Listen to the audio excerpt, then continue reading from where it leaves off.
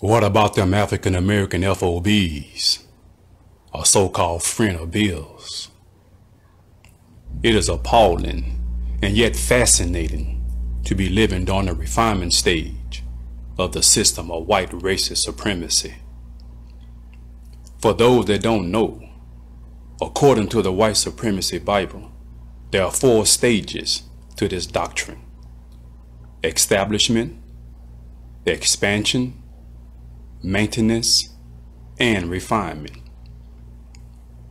In the refinement stage, the victims would internalize the system, and the system would become critical mass among them and take on a life of its own. It is amazing to watch the establishment of the African American community act like their encounter with the system has been worth the struggle, and the net gain is positive for their supporters. The recent flare-up and displeasure with Bill Clinton on signing that draconian crime bill back in 1994 is misdirected, in my opinion. Bill Clinton is what the Most Honorable Elijah Muhammad called a non-poisonous snake when he questioned the position of Martin Luther King about there being benevolent whites. The Most Honorable Elijah Muhammad stated to him that there were poisonous snakes and non-poisonous snakes, but the bottom line was that they were all snakes at the end of the day. What about the position of the African American F.O.B'S, or so-called friend of Bills, as they were called then when this travesty went down? The Verdon Jordans of the world, the Ron Browns, the Maya Angelou's, the Oprah Winfrey's, the entire African American Congress should receive much of the blame. Bill did what all Caucasian men have done and still do: protect a system that provides him and his kind with enormous benefits.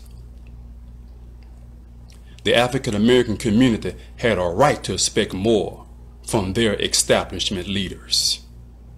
A majority of these African American F.O.B'S are still around, now rich or richer because of their myopic understanding of the system of white racist supremacy. They don't have any regrets about this betrayal. They are fat now, and they enjoy wallowing in the trough of their supporters' misery. They should not get a pass. They should be called out too. Their public appearances should be disrupted. Their comfort zone among African Americans should be invaded. It's hard to sleep well with the lights on. Why I feel this way about the F.O.B'S is because the black conscious community saw through this back in 1994. Just like the Most Honorable Elijah Muhammad and like-minded individuals saw through the trick of integration. I close this with an excerpt from the Black Man's Bible, The Message to the Black Man, on page 240, The True Solution. There's nothing good coming from the white man for the so-called Negro's future. I have repeatedly warned you that there is no justice for you in the white man. This civil rights bill was made up by white people and passed by white people.